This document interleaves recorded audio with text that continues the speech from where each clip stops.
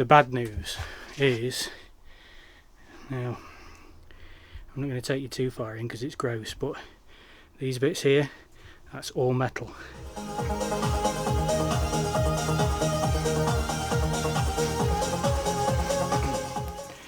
Hello, welcome back.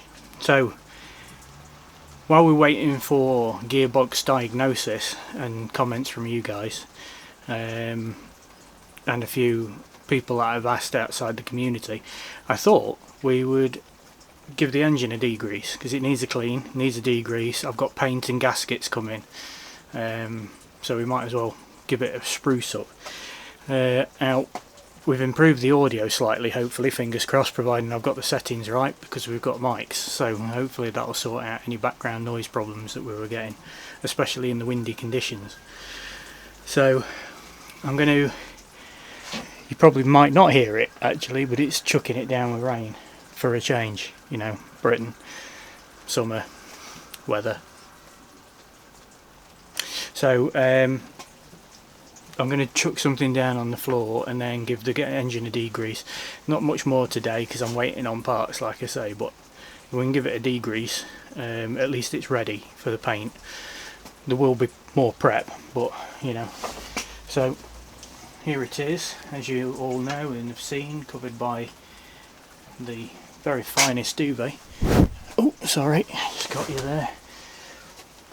It's not particularly clean.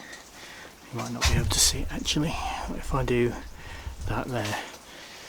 So yeah, it's a bit minging, but we'll give it a clean and a degrease. I'm not going to take any gaskets off, dizzy off or anything, because I want it to not be exposed. So we'll give it a clean, and then I'll look at dismantling it in another video. So I'll stick you on time lapse because this will be incredibly boring for me and for you. So let's go on with it.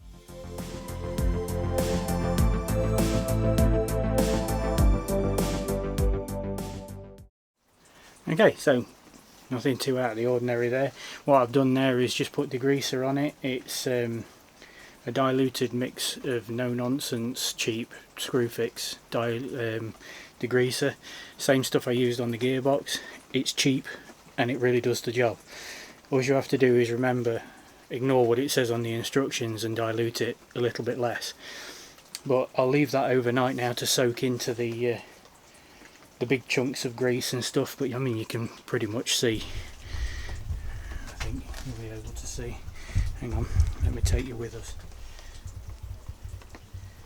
You can already see where it's changing on the gearbox, the sump, sorry.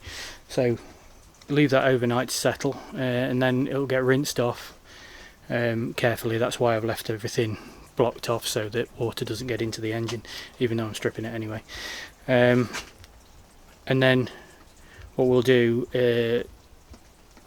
when I get the parts, we'll do gaskets, head gasket, sump gasket, gasket, and then give it a paint.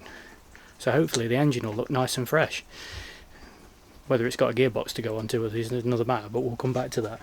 So join me in a minute for you, several days for me. Now then, it's a couple of days later, but for continuity of the video I decided that I'd wear the same clothes, therefore people don't get confused. But it's actually several days later. I've got some of the parts arrived, paint's arrived, bottom gasket sets arrived. So in the meantime, in preparation, I'm going to start stripping the engine. So a bit of time lapse for you now. I'm not going to go into detail. I'm not going to teach you how to suck eggs, because if you're watching this video, you've probably already watched somebody take one of these A-series apart anyway. So they're a very easy engine to work on. So let's strip it down.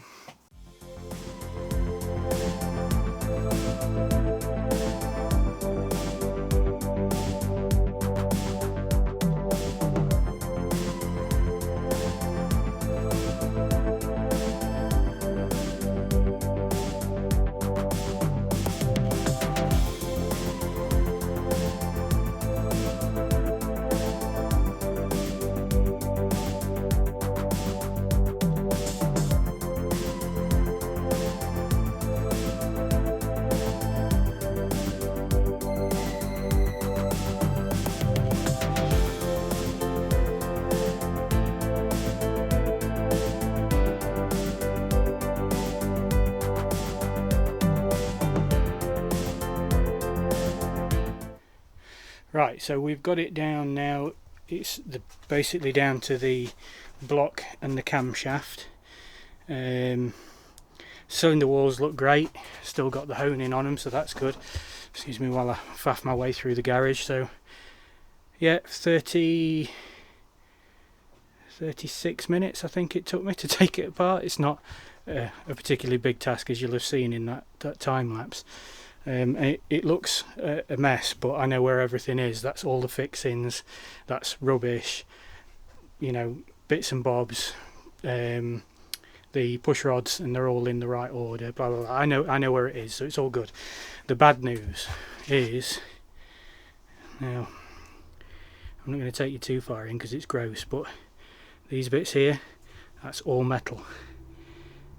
As you can see on the wall there, all of that is metal.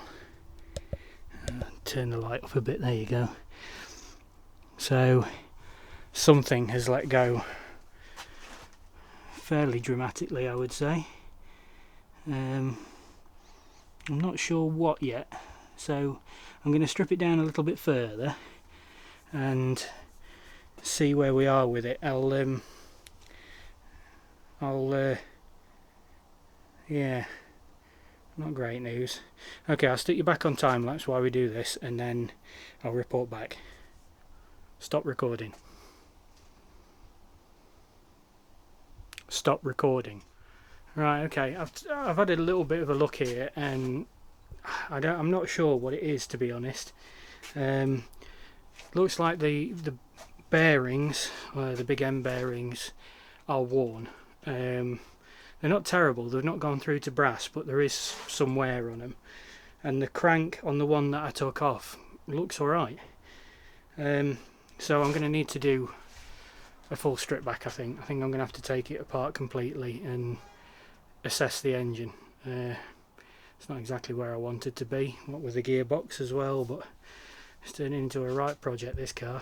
But anyway, so I'll come back to this in another day, and I'll try to keep continuity and wear the same clothes so that people don't get confused. So there we go. Right, see you in a bit.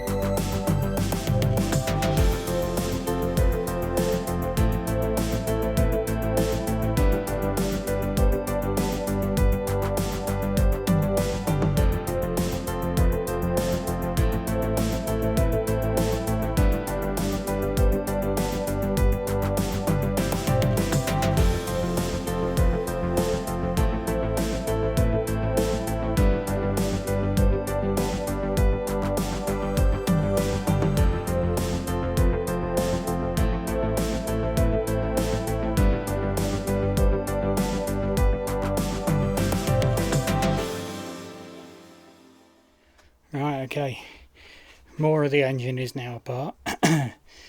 It looks like organised chaos, but I'm going to sort it all out. I know where everything goes, so as long as I know, that's all that matters. It all wants cleaning and sorting into proper piles, which is what's going to be my next job. I've still got a little bit left to do. That's the roof off, the hard top off the midget, needs some work still on my list of things to do. Yeah, it's stripped down as much as I can. I need to get it off the engine thing, holder, I can't remember what they're called, in order to be able to take the base plate off to then remove the crank and all the last little bits. So I need the engine crane to do that, and it's pissing it down with rain and I'm not doing it, so that's a job for another day. I mean, don't know whether it'll focus this close, but I mean there is what seems to, they're not deep marks. You run your fingernail over them, there's nothing there, it's smooth. So I think we may have got away with it on the crank. The main bearing seals, main bearings are, well, again, they look like they're okay. Pistons have got some scoring on them, but there's no scoring on the barrels. So I'm wondering whether this is another one of the bodge jobs that's been done by a previous owner, and maybe they've replaced the linings in the engine. Maybe it had something fail. They replaced the linings but used the original pistons, because the pistons do have STD stamped on them, so they're not overboard or anything. So I'm not sure, but that's where we are currently, and obviously lots of rags because it's a messy old job this. But I'll have to get stuff cleaned up and then we'll have a better idea. I think this is going to be a long term now. It is not something I'm going to be able to do quickly, because I still want to be able to go out in the midget, do a couple of car shows, stuff like that. So I'm afraid Maggy's going to have to take a back seat and just sit and be patient until I've got time, but there we go. Okay, back in a bit.